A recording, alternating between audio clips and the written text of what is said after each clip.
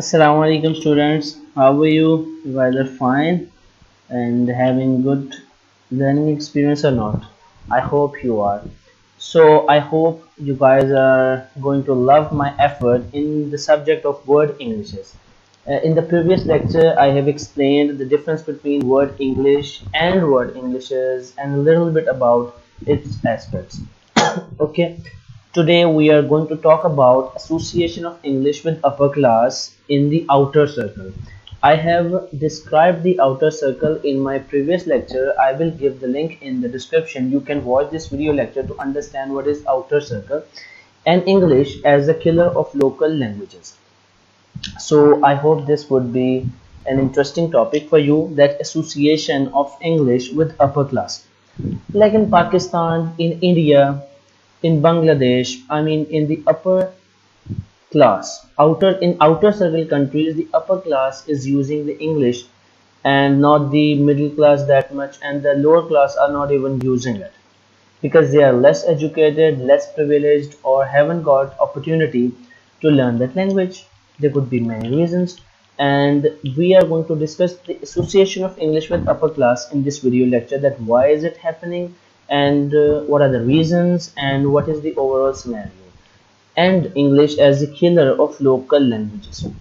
There are many local languages in India, in Pakistan, in Bangladesh, in Singapore, but what remains in contact is English. People giving more privilege to English. They are learning it, they are teaching it to their young generation. Why? So, how this teaching of English or this privilege given to English is demolishing other local languages, other local beautiful languages that helps to introduce to their culture. So, what are the, and is it English is a killer or not? This is what is going to be discussed. Okay, English, the evolution of English or the progress of English has affected cultures. Yes, they have affected cultures. I mean, in English language has its own culture, right? It is in its own mindset and people are learning it. So isn't it changing the culture of the people or mindsets of those people, of those nations, and their civilizations are being changed with the introduction of English language, isn't it? I mean, like, you learn English, okay, and their mindset is in your language there is no concept of girlfriend or boyfriends or live-in relationship, right? Just suppose it, and then you start learning English, and you learn their culture, and somehow or another you unconsciously accept it, adopt it in your life, and then you just say it's okay to have a girlfriend or to have a boyfriend or to have a live-in relationship. What is it? Your culture is being changed with the introduction of another language, with the learning of another language, isn't it? Are you agree with me? If yes, then comment. Okay, attitudes of speakers. Okay, every speaker has different attitude about learning English. Some says you have to speak the standardized variety. You have to speak the better grammar. You have to be fluent. Some says you have to be fluent and without giving consideration to such tiny things like grammar. I mean, some say it's tiny things and your fluency matters. So attitudes of speakers are different. Okay, educational systems. Okay, in Pakistan, for example, the progress of English has affected education system in outer circle countries. How? The education medium in previous days or in past were in their native languages. Now they are teaching their students in English mediums. So it has changed the education system to some extent in outer circle countries or even in expanding circles where the English is getting devolved, English is getting evoluted with less space, but yes, they are being developed. Okay, local languages are affected as I have already described, and you just switch so much English words into your local languages. For example, whenever we speak Urdu, we use, I mean, I would say 20 to 25% words of English are being used in your Urdu, even in your Punjabi. Why? Your local languages aren't being changed in that aspect? Yes, they are. Next one is the notion of people about their own languages as well as English. Okay, people tend to think differently about their own languages and about English. Association of English with upper class. This is another effect of evolution of English, that upper class is going to differentiate themselves from the middle or the lower classes by belonging themselves with English language. Okay, association of English with elite class. Our first topic that we are going to discuss. Association of English with upper class due to following reasons. Yes, they are. Yes, they are showing themselves that they belong to English because they are upper class people. And why it is happening? Education system, yes, they are. Because in Pakistan, in India, the better education facilities are provided to the upper class, and English language is going to be taught to them in a better way rather than in government schools or in less expensive schools. Okay, the higher cost schools gives you better experience in English language, so upper class can be admitted to in such schools, so they learn English in a better way, or they gradually learn it to a better extent. Society. Okay, society is another reason of the association of English with elite class. The society thinks that elite class used to use that language, and society makes that image in their mind. Okay, community gap. There is a community gap in outer circle countries on the basis of language, on the basis of dialects, on the basis of even the varieties of native language. Like elite class people even use Urdu differently. They try to differentiate themselves in every possible way.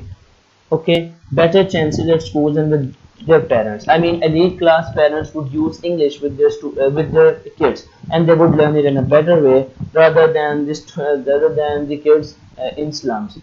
Okay, awareness. Elite class has more awareness about learning English. Okay, your quality of English depends upon education institutes, as I have already explained. That elite class would go to better schools and better colleges, and they learn better English. Okay, Nigeria, Kenya, South Africa, and India. In such countries, case is different with having different needs and situations. What case is different? English is not only associated with the upper class but with the lower or the middle class as well. In such countries, there are exceptions. People tend to learn instead of having weak educational backgrounds. Even people have weak educational backgrounds, and some are not admitted to the formal schools, but they are learning English as a skill. Like we learn driving, like we learn painting, like we learn teaching, like we learn anything else in the world. They just learn English as a skill, as an instrument. And why do they learn it? As a skill to get good jobs. In India, there is a lot of focus on English language proficiency for getting good jobs. I mean, the one who has good language ability will be preferred in giving good jobs, in obtaining good jobs.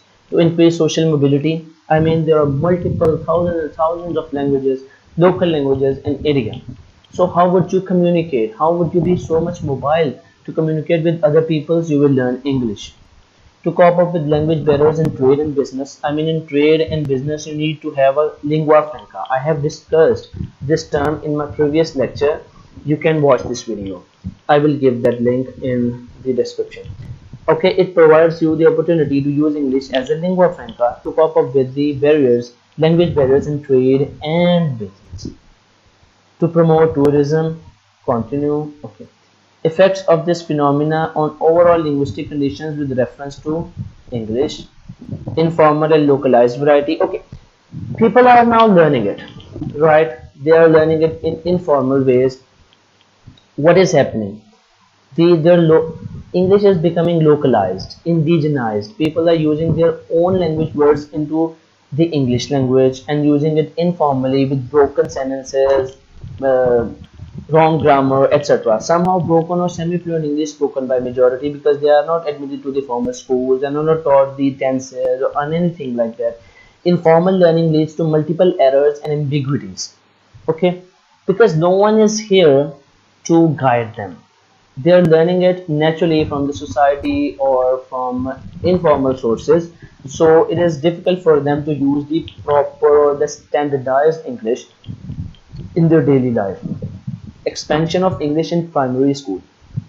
This is one of the important area to be discussed, that what should be the medium of instruction at primary level. At primary level schools, hotly discussed topics.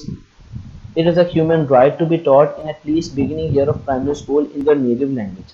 Some people believe that it is a human right to learn or to be taught in primary at primary level in their native language. Like in Pakistan, the primary level is in English, and it creates a lot of problem for the young students because their parents are not speaking English, the teachers are not good enough in speaking English, and yet their medium of instruction is English, and they are facing a lot of ambiguity, confusion, and trouble in their early schooling days.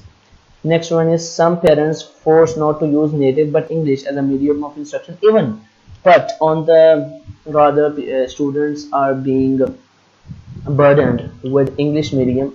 Some parents force schools not to use native language like Urdu medium or any other medium, but use English as a medium of instruction because they think that English would be better for the future of their kids. Whether it is appropriate to teach in English instead of mother tongue or not, what is your opinion? Give me your opinion in the comments. Okay, I need your comments. Government control.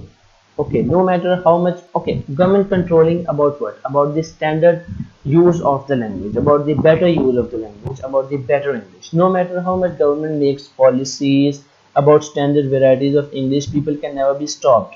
Why?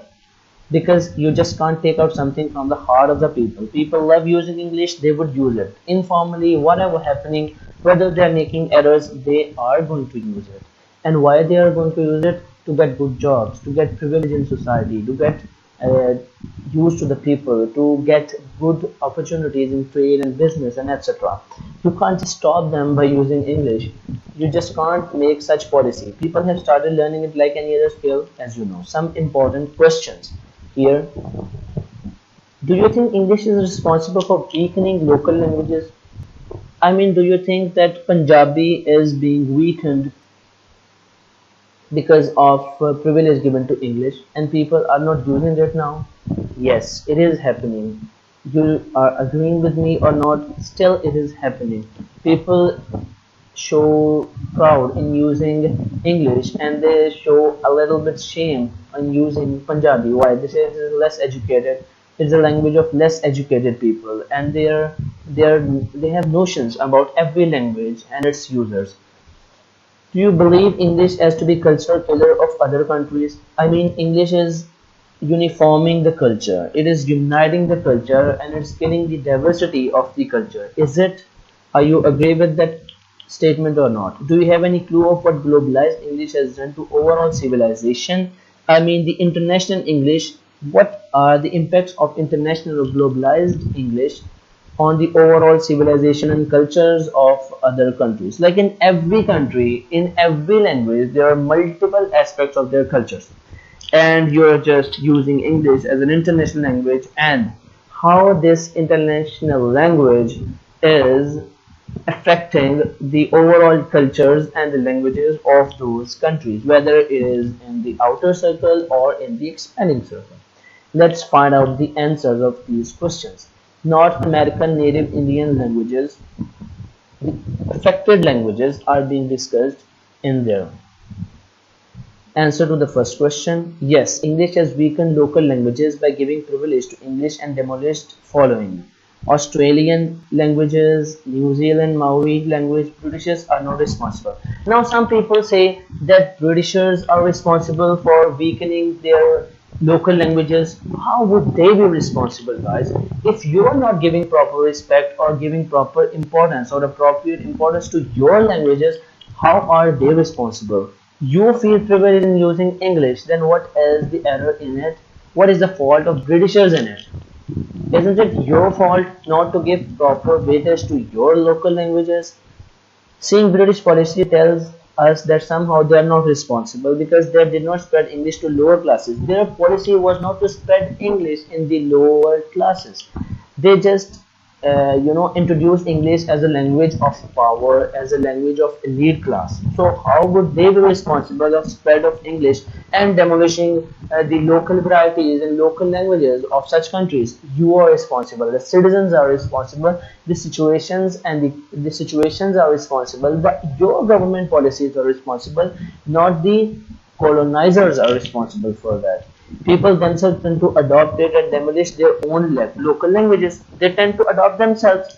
Then how Britishers are responsible? They are not. They haven't made such policy that English is for all.